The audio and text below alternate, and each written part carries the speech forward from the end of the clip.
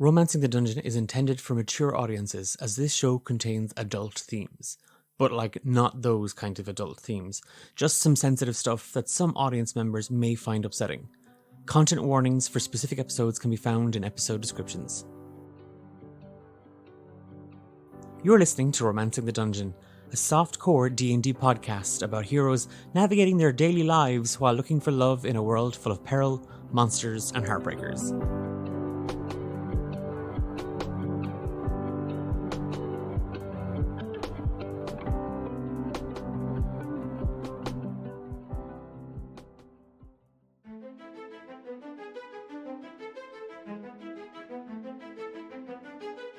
Sort of the five of you plus Copper all kind of here, bundled in this passageway.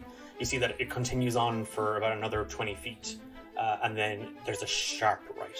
I'm going to run over and cast a level 2 healing word, a level 2 healing word on our boy, Mr. Bunny Harangan Man. It's going to be 10, and then I'm going to throw a d8 plus my whiz to our girl who've collapsed. That's going to be 7 points of healing to Grace as well. Okay. Can I sense anything with the tremor sense? I'm going to say that you're at the trail end of it. There are, as you kind of concentrate on those last few moments, that last few vibrations, there are several chambers where you are. You can feel those. Mm-hmm. But there is a central chamber. It's a large room. There are several corridors that sort of splinter off of it. The way you are going, you can get there, but it's going to take time. I look at everyone and I say, we have to get to the center of this. If you're able to, follow me, and I just start sprinting. Agreed. I'm going to throw another. That's 14 plus 8 is 22 points of healing to you. Thank with you. A first level cure wounds. Yeah, I'm gonna head straight away. Yeah, Clodagh's gonna follow. That other dice is rolling like shit. I'm just also going to lather my body with a little bit of healing ointment. Yeah. Actually, I'll take my shirt off and then put it on. And then the weighted shirt I was wearing for training drops to the great dogs. And I'll release the weighted ankles. So what, like a broccoli? Come on, broccoli. It's giving. You are you're all going to follow Oisin as he's leading. Absolutely. As you run, and it is that thing of you're trying to make sense of what's happening, where you're going, what these two are doing. You lead them down this narrow stone passageway, Oisin, and the walls are just wet stone, just black wet stone, and you can see that where the grove overhead, you can roots sort of dangling from the ceiling, and moss, and even some of that rot, sort of like mold on the ceiling and on the walls underfoot. As you follow this corridor, it's straight and then right and then straight. It seems to sort of serpentine, as if it's kind of coming back in on yourselves. You come face to face with a door that is made entirely of bone. There is a giant skull staring at all of you, infused into the door. I find it hard to believe we didn't know this was down here. The skull door? I use my codex to restore a second spell slot while we were running as well, if that's okay. Aster's just going to give a look over and see if there's a way to open the door. It's one of those things that the door is quite off-putting. It being made of bone and there's a skull. But as you approach, you see that the actual door itself is inside it. It's almost just like one of those. It looks horrifying, but the door itself is there. And as you push, the door actually opens. It's not locked. There's nothing. It's just a simple guise or a trick. I just push the door open and I kind of just say to everyone, well, it looks like we found what we were looking for. Then let's go in.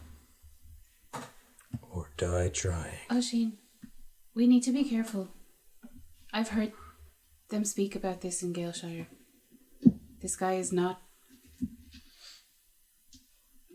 we need to be careful. And she's going to cast Emboldening Bond on Aster, Oisin, and Trep. No, listen, I get it. What does that do? So, as an action, I choose 3 willing creatures within 30 feet who So I willing. create a magical bond with for 10 minutes. And while we're bonded and within 30 feet of each other, we can roll a d4 and add it to an attack roll, ability check, or saving throw. Cool. Slay. Guess we head in. You bundle into the room, and it is huge. The space that you're in is massive, and there are several other passageways and doorways leading off from it. There are 2 to the north. There's 1 on the south. And there are 2 on the western wall. As you look at it, but as you're trying to make sense of what was the direction, actually, where did we come from?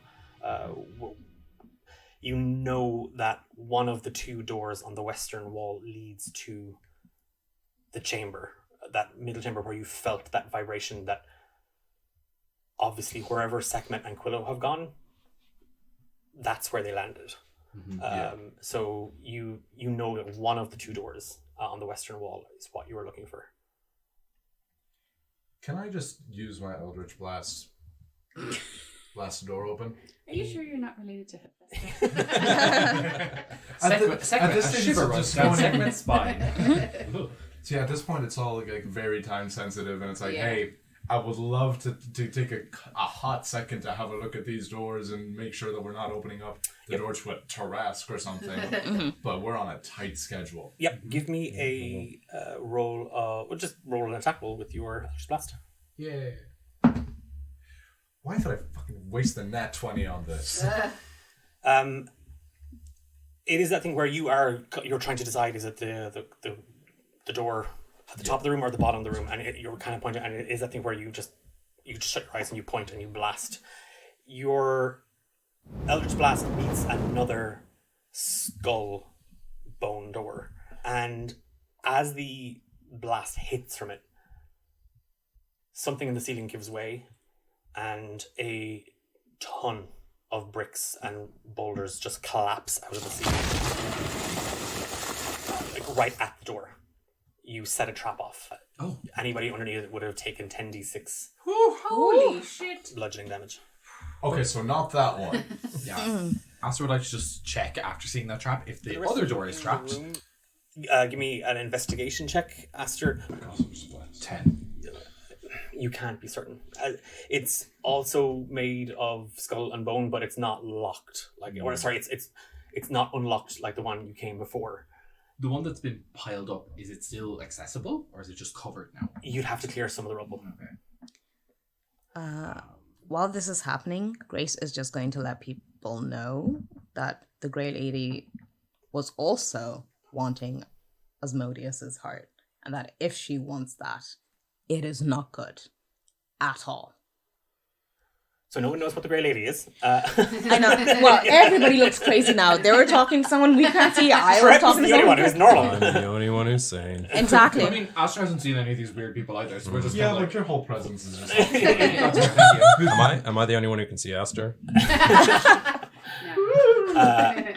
Unfortunately Okay. for most people, no. Grace, you explained that that an entity contacted you. It wanted Asmodean's heart as well, and if it wants Asmodean's heart, then whatever that is can't be good.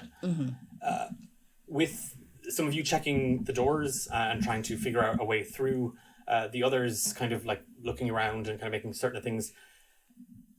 Clodagh, you see on the walls there are mosaics that are largely still intact. Some pieces have kind of chipped away or cracked. Some are roots have kind of formed out, but what looked like 2 figures, male and female, presenting, both naked, both surrounded in just fields of adoring worshippers. And between the woman's hands there is just a heart wrapped in thorns. On the other end of the wall, kind of facing at each other, there is the man has a very similar position, but there is just a jagged piece of what looks like broken glass between his hands. As you kind of survey the room, one of the figures looks like Lilith. One of the figures in the mosaic looks like Lilith. Girl, what aren't you telling me? What? She's disappeared now, so.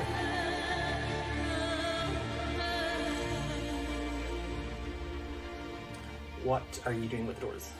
I guess, do you want to Eldritch Blast? I'm blasting. The other door? I'm blasting the other door. Yeah, give me an attack roll.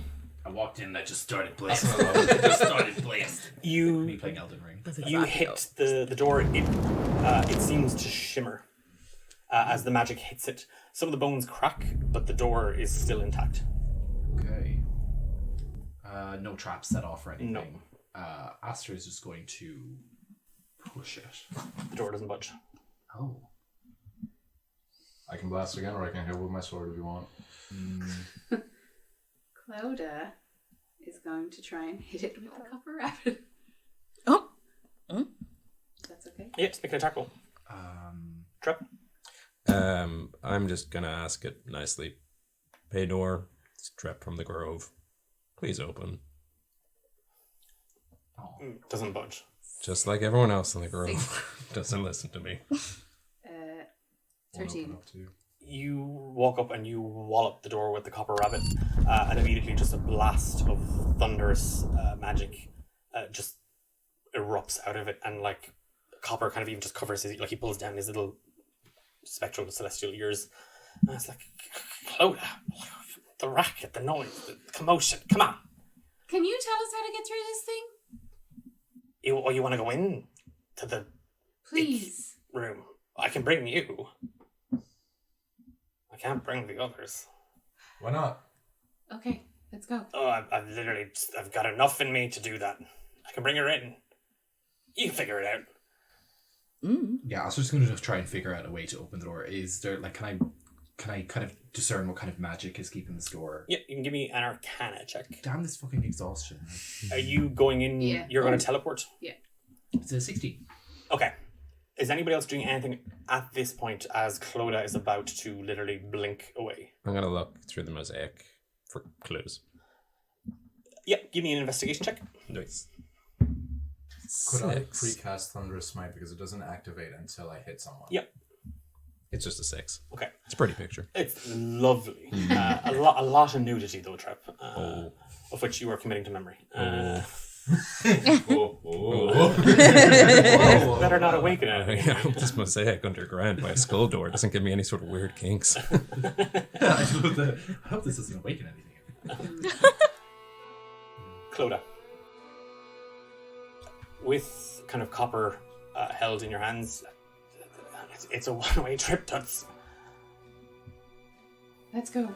Oh, I was really hoping he'd back out. And he just kind of nuzzles himself into you, and there is just a blink of magic.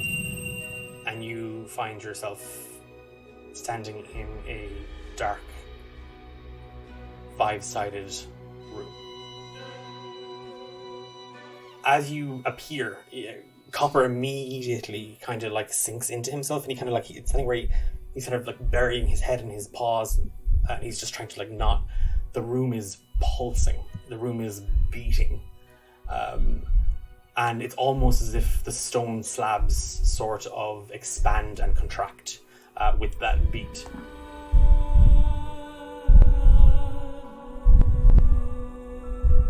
You see, just standing in the middle of the room, Sekhmet looking up at just a black piece of glass, and on a small little pedestal in front of her, where the glasses, these shards are suspended, she has laid out a small piece of cloth, and there are several other pieces of glass, and she is putting them into its place. In fire and shadow, your heart I summon. Broken fragments of love and hate. Purged by flames, preserved by darkness. Broken heart, now to life return.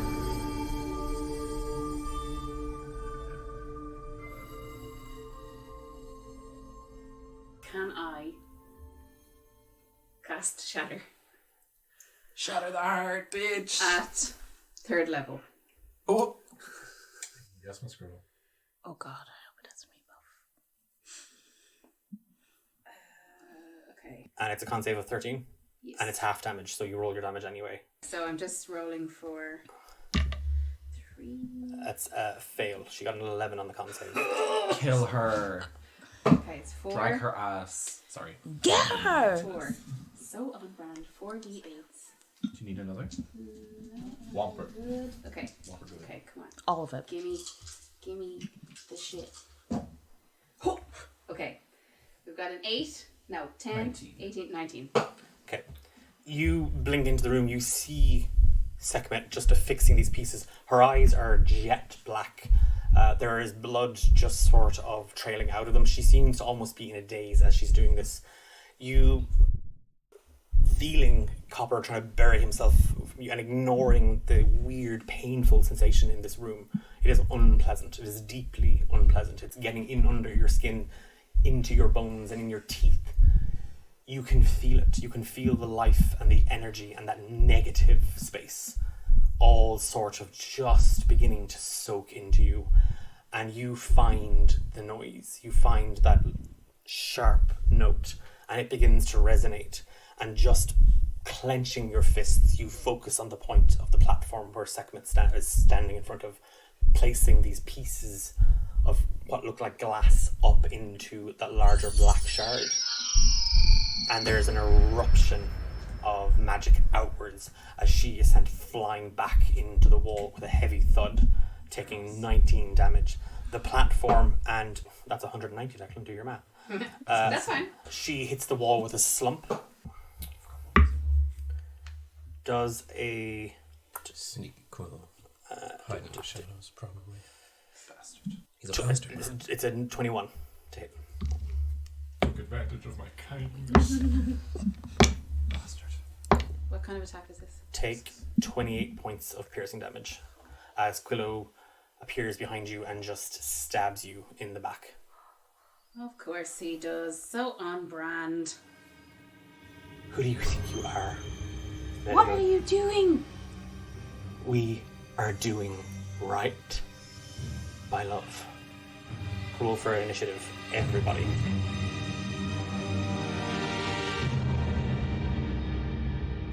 Oh. Did I figure out how to get in that door? So it's as you concentrate on the magical energy, it's very, very strange. There's something off with the magic, and it's that thing of there's something else, and you can't. It's that thing, nothing's clicking until your hand finds the codex and the obfuscation and the deceit. This is not the door. You need to get beyond the door With the rubble? with the rubble. Okay, yeah, Aster will immediately start to... We'll tell everybody that, and that we need to get beyond that. Okay. 14 initiative. Okay. 13. 7. Natty 1, but it brings me to 9. Okay. I am squishy as fuck right now. Bessie, what's your HP? I'm like, I mean, we live for a moment. 39. We live for a moment. They have repercussions. Okay, so Quillo got a 23. Anybody get 23 or higher? No. Okay. You're dead. Sorry. Sekhmet got an 18. Anyone get higher than 18? No. Did Quillo roll with disadvantage? He did not. Nope. You are He's still correct. hexed, because hex lasts for as long as you want. For 8 hours, I believe. That is 10. So then he should have rolled with disadvantage for attacking me? He did No, not. it's just dex. Dex. Oh, just It's dex ability Sorry, checks, and sorry. initiative is technically an wait, ability isn't, check. isn't sneaking a dex? Ability check? As in, like, No, if he it just was Oh, with the 8 or something. he probably could have been hidden before she came into the room. Yeah. She never looked around for Yeah. him in general. Oh, yeah. He just came in and started blasting. Yeah. To be honest, he probably has like It wasn't the- bajillion- Just start stabbing. if he's a rogue and has his expertise in stealth, which he probably does, that Yeah. and deception, he's probably got a ridiculous deception. People also we hate him, so we should go last. Sekhmet gets up and just continues to do what she was doing when you came into the room. She just starts, she's ignoring you entirely. Clodagh, she just gets back up. Quillo has, again, it's that thing, he stabbed you in the back, and it's that, like, almost kind of to turn you to face him sort of a thing. Behold the fire of soul's eternal fervor. In the fractures of glass your will is poured. Light and darkness, love and hate, made one, a pure heart rises. That is her action. That's all she's doing. Yeah, makes sense. It is ushing.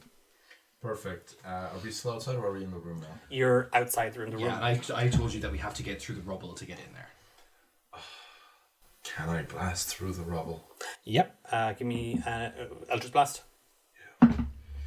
That is Natural or unnatural? 7.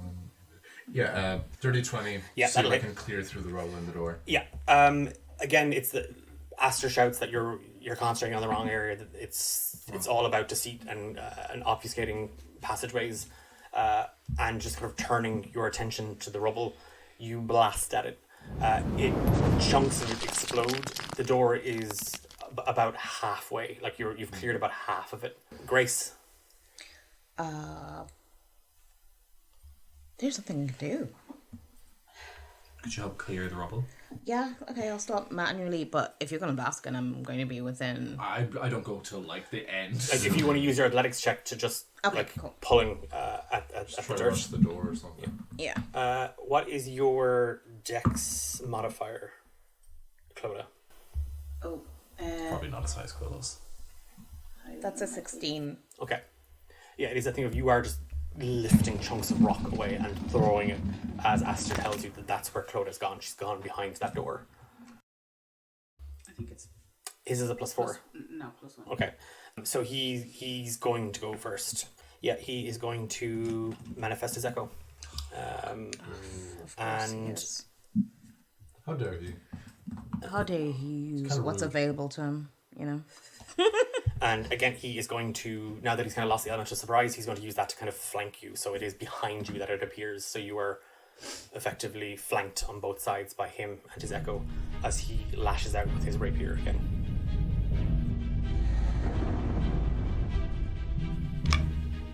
Do reactions have to be done in... On your turn, yeah, you can react. Oh, you No. can do on his turn. You can Yeah, react. you can react to something, yeah. no, it's not me, it's cover. Okay. But it's a spell, so... Yeah, it's a 17 to hit.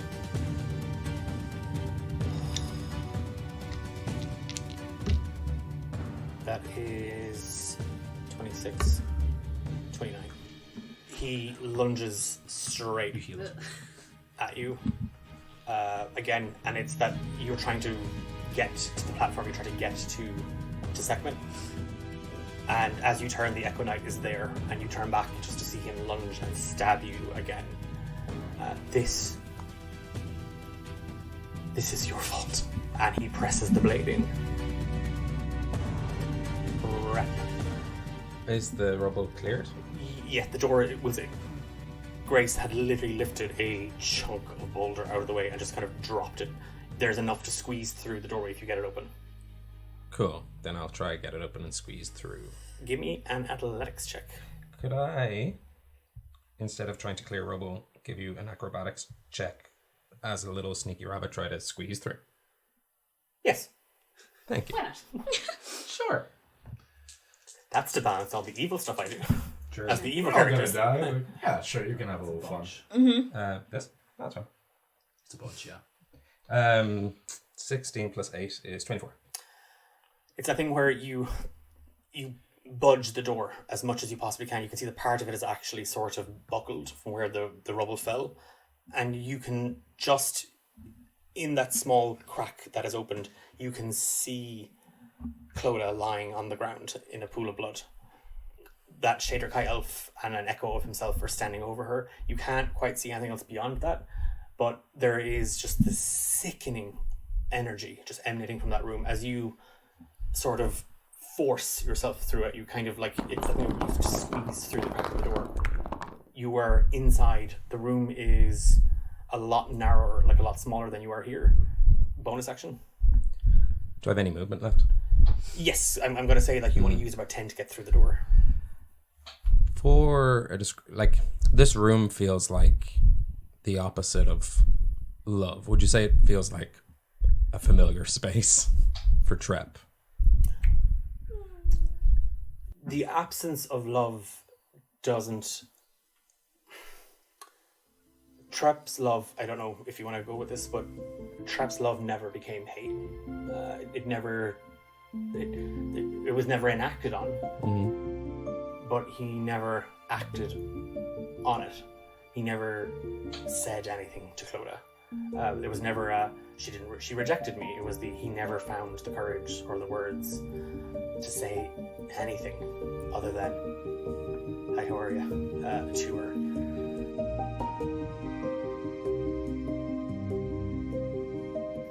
He's gonna run over to her and put his body between Quillo and hers, lean down beside her and say, "Hi, how are you?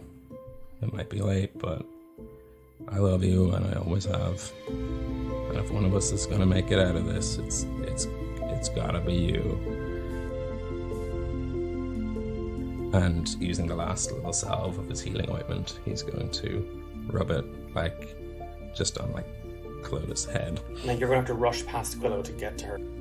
I'll go into his space, but I won't leave his space. Okay. Right? Yeah. I always hate that little rule. That little attendant there. He's not what is it, polar master? Is that the one, or sentinel? When somebody He's just a dickhead. 13 healing. You just shielding Clodagh and just blatantly disregarding Quillo, his echo, and what's happening in this room, what that woman is doing. You kind of scoop her up, and with that, it is that thing of you place some of the ointment kind of on her neck and just kind of under her chin, and Quillo is just completely and totally unfazed. What you have is a lust for power. It's not love. Do I have a bonus action? That would have been your bonus action. Your action getting in the door and moving through, and then you had your movement, and then bonus action applying. Sure. Trash talk is free. Yeah. Yeah, trash talk is free. Well, then I'll just stand here. Okay. Looking at him. It is Copper. He is going to light bolt. On. Well, Quillo just attacked Clodagh, so Okay. I'm assuming Yep. Quillo. 14 plus 7, 21. That hits Quillo. Does a I 21 love hit doing the it. game? I love doing it. It's so fun. Does a 30 hit? So it's 7. It's already rolled out, so it's a 7 piercing damage and 9 radiant damage. Okay, 16 damage. Nice. Yeah. Copper, muscling in on my lady. And he just kind of looks up at you, and you just see that his horn just kind of glows, and then there's just a bing, as just a bolt of light just shoots from the tip of his celestial horn. It hits Quillo, and he does kind of stumble back, not in any big way, but he's what the hell? And Copper is just giving you dirty look strip. Love it. I don't get this guy's problem. It is Aster. Okay. So can I see in the room? If there's a door ajar? Yes, yes. It hasn't been opened enough for ye to get through, because again, you're all quite bigger. That's and fine. stuff like that. As long as I can see and Yes, I can cast you can. spells through it, Crap. so I'm fine. Did I say that? Aster just says out loud, he just says, "I wonder from which of the starry skies do these thunderbolts fall from? Perhaps we should have a practical lesson today." And Sekhmet needs to make a dex saving throw. Does she get disadvantage because she's being occupied doing her little thing? Yes. She's a sorceress supreme. Thank you very much. Fair. It's 15. Okay. It's the dex I save. think the cummerbund? But hotter. That is a dirty 20. Cool. She takes it's going to be 17 halved lightning damage. Yeah, Yeah, 8 rounded down if you're rounding down. You're a mean DM. You round up. No, you always run down. No, but at this table, we Oh, we round up? yeah. I like that. I do that to you one time. I remember. Do I have a bonus? The lights strain to hold their form in this space as they just sort of bend and crack, and then it just blasts at Sekhmet, who is continuing to just... As well as that, if there's it does hit anybody within 5 feet of her. Does it hit the glass? As you sort of, as you were watching this, Yeah. anything that comes within range of this is just devoured. It's just Okay. gone. It's just not, it doesn't exist. Do I have any bonus action? No, I don't. That's my turn. I might. No, I'm going to stay outside and cast spells from outside because it makes sense. Okay. Sekhmet takes a piece of shard from the cloth and she holds it up, and then as as she kind of reaches to it, you see that the larger piece just pulls on it and it just snaps into place. Lord of Fire, the thunder of divinity, come to me, Sacred Heart. Asmodean, with fiery chains I bind you, and again you live in your name. And there are it's just several broken pieces of what looks like black glass now just hovering in the air, and they begin to bend the light around everything. And the room, the pulsing, the beating heart gets faster and heavier. There are no more shards on the table in front of her. It is Oisin. What I want to do is I want to rush into the room and attack Sekhmet. See if I can stop her from casting whatever she's casting, even though it might be too late. Mm-hmm. But I'm conscious of that. If I need to get through the door, I might would I be able to just use all my movement to just push through the door? You can. I only make you use half your movement. You have to give me an athletics check, and that would be your bonus action to kind of like fully barge the door open. Yeah, that's perfect. I would say DC 12. Nat 20. Oh, Nice. seeing what's happening beyond, feeling that energy get heavier.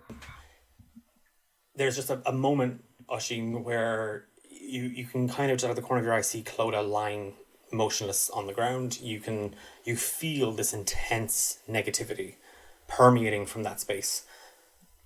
But all you can feel there and then is just that lingering essence of Lilith's kiss. And you shove your whole body weight into the door and it falls free of its archway. Awesome. You have all your movement and an action.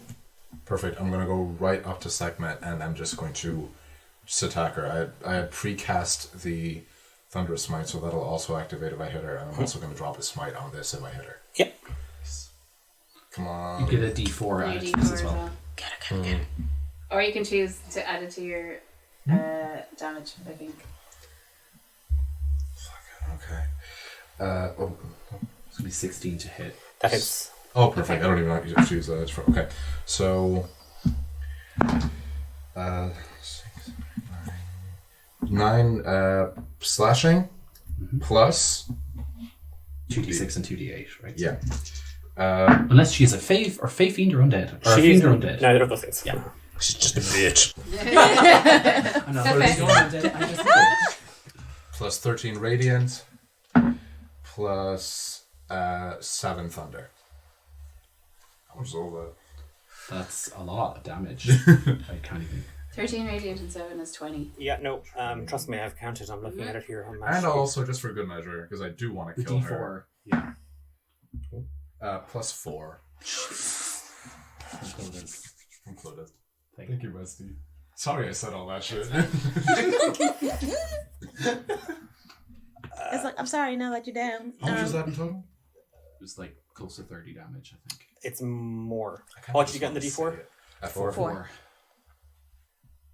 Your face. I kind of just want to say it. Okay, so you charge into the room, Oisin, your longsword in hand. You see Sekhmet sort of staring up at this. You don't know what the fuck it is, but it doesn't matter. You see Clodagh on the ground, Trep sort of defensively like over her, and you just storm towards Sekhmet.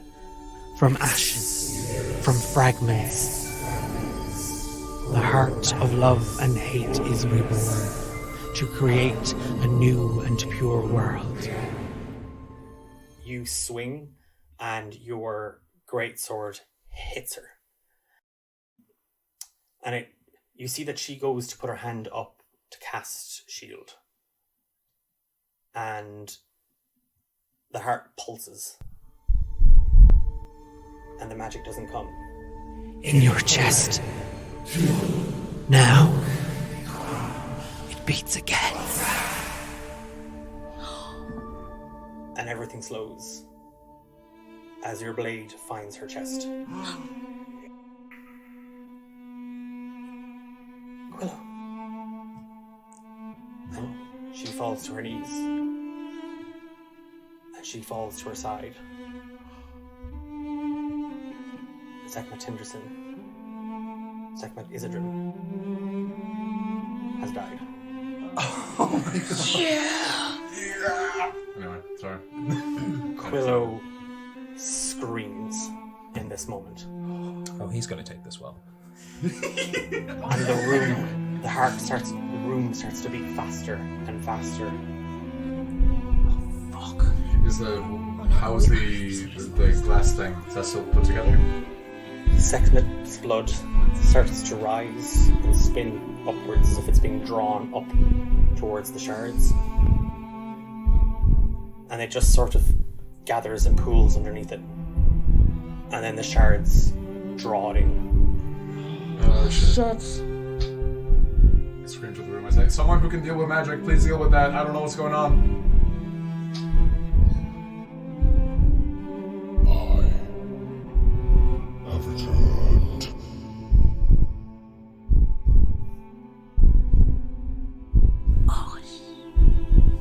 And Quillo just runs towards it, places a single hand on the shards. Can I attack him, or is it too late? If you want to make an attack roll, you can make an attack roll against him. Fuck it.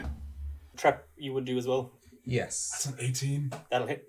Lovely. I'm gonna just... Last divine smite. You have one. Oh, yeah, I do. Also yeah. 18, Yeah. and he needs to make a con saving Yeah. throw. And this is also okay. technically thunder damage? Yeah. Perfect. So that is... Trying to kill him Kind too. of thrown and falling at it. So I'll still do the con save, but 15. what's your damage? What's your damage? Sorry. 21 with all the radiant thunder and slashing put together. Okay, 21 damage. 12. 12 damage. God, I actually feel kind of sick. Me too. Yeah. And a con save. 14. That's a 21. Yeah. Oh, what? Quillo, his eyes locked on the shards above, Sekhmet dead beneath it. His hand touches the shards as Oisin, you swing backwards with your longsword, and Trep, you just kick upwards with your foot. Both of your attacks connect. You feel him. You feel the blade slice through him. And then he's gone. And the shards are gone. The ground beneath you begins to tremble violently, and there's this deep, resonant growl that rises from the floor below you. The ancient beast, known only as the Heart Eater, has stirred from its millennia-long slumber, and you watch as the walls around you begin to pulse in the rhythm with that sickly heartbeat, and you start to see this necrotic green light just sort of beginning to burst and pour through the cracks as the terrifying creature infused with dark magic just bursts forth. You see its massive segmented body tearing through the earth with just this raw primal rage. Its enormous form is monstrous. Its body is covered in just this thick chitinous plates, and it seems to stretch for hundreds of feet, each segment just rippling that same sort of sickly necrotic energy. And as it coils and twists and moves, you notice that the air around it warps and twists with it. Dark magic seeping from its form seems to bleed out of it and into the earth, rotting it. Here, Oisin, you have come face to face with the source of the rot. This terrifying monstrosity that has lain dormant for centuries at the roots of the grove. Its terrifying maw just opens, and it's lined with multiple rows of just cracked, jagged, almost obsidian-like teeth, and it just twists as it opens wide, and you all see just this almost abyss deep within its belly as the light in the room is almost drawn towards it. Dozens of eyes kind of blink and flick, just these dark, tar-like ooey globules for eyes set into its head, sort of scan the room in multiple directions. And as it locks eyes on you, you can't help but stare at it, and there is no reflection. There is a vast nothingness, and the only thing you see drowning there is just this insatiable hunger. The walls around you begin to crack and crumble, and massive chunks of stone just collapse from the ceiling as the Heart Eater's frame serpentines, crashing through the walls, the floor, the ceiling. It thrashes around violently. Dust and debris begins to fill the air, and your vision starts to kind of obscure, and you begin to choke. Those carvings and the ancient runes, almost that stone tapestry you had seen, just where they once stood fixed in the walls, they've been obliterated. There is nothing but stone and dust left of it. And it dawns on you in this horrifying moment that the lost labyrinth, this prison, this space that you had only just found, is beginning to collapse in on itself.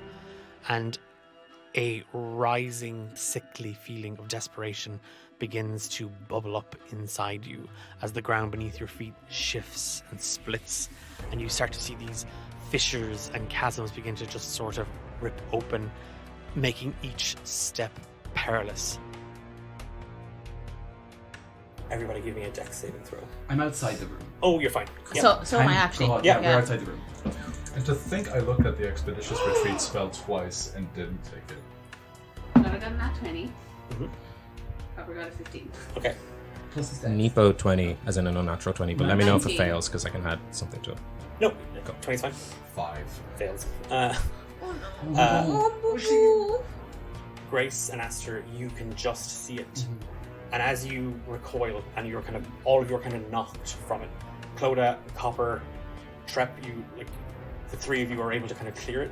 That's a 23 to hit on the bite. That is 16 bludgeoning damage, 12 necrotic damage, and I need you to make a Constitution saving throw, DC 20.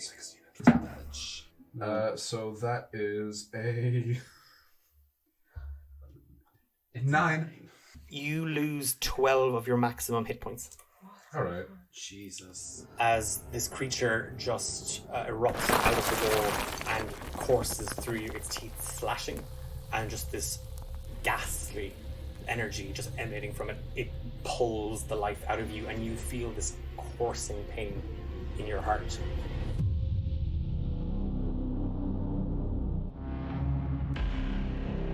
The Heart Eater lets out this horrifying wail. It is agony and torment. It is hurt. Its screech just bounces and reverberates through the room you are in and down those hallways as this just painful nightmare sound. It burrows deep beyond your ear, almost into your skull, and in the midst of it, as the room collapses down around you, Clodagh, as you sort of struggle to get your bearings, you just, out of the corner of your eye, you see Quillo there. His eyes lock on yours. They are jet black.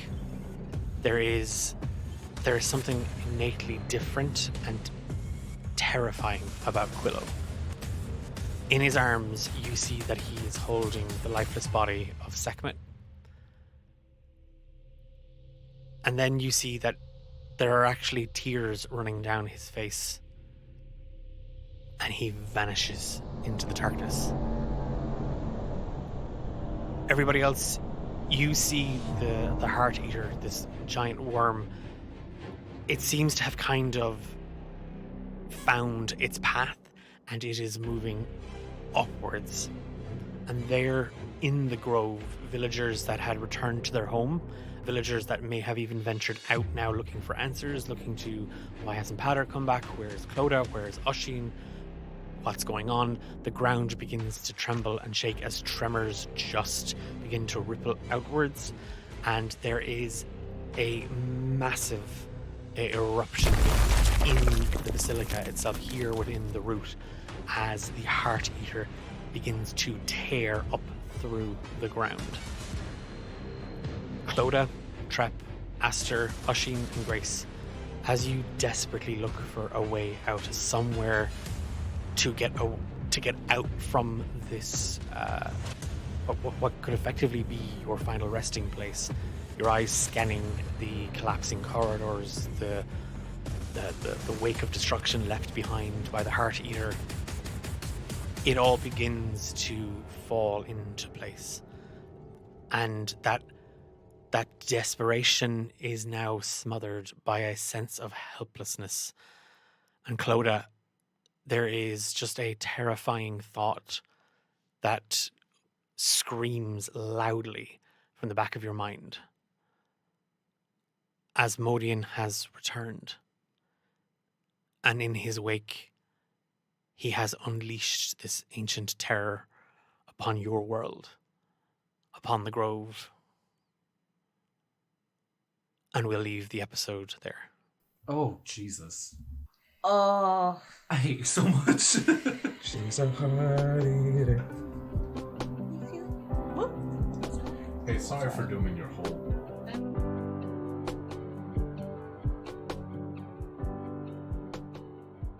You've been listening to Grove is in the Heart, a Romancing the Dungeon special, with Eilis, Ben, Daithí, Tendai, and Apollo. I'm Declan, and I've been your Dungeon Master. This is going to be one of those episodes, I think, that stays with me for a very long time. As somebody, as a DM, who enjoys giving their players so much agency in their world, having watched them engage this story and interact with characters like Quillo and Sekhmet, it's been an absolute blast to see where they've taken it. And this is one of those moments that's going to have lasting consequences, not only on my story and the world of Arcanum, but on our main cast and Hephaestus. It's also one of the first times I've been, as a DM, able to bring in a creature, a monster that I made all by myself. And we haven't even encountered it yet, and I'm excited for you to find out what happens when we do. Make sure you check us out on social media at D8Dungeon on all major platforms. We're right in the middle of organizing our TTRPG charity fundraiser, D8 Dungeon Drive, and we are most likely, with this episode going out right now, probably still in the middle of looking for people to get involved. So why don't you get in touch with us, whether you are a DM, a player, or a business. And if you want to sponsor a prize and support the fundraiser, then shoot us a message on social media or drop us an email, d8dungeon@gmail.com. Just what's left of the Grove after all of this? Find out 2 weeks' time. We'll see you then. Take care.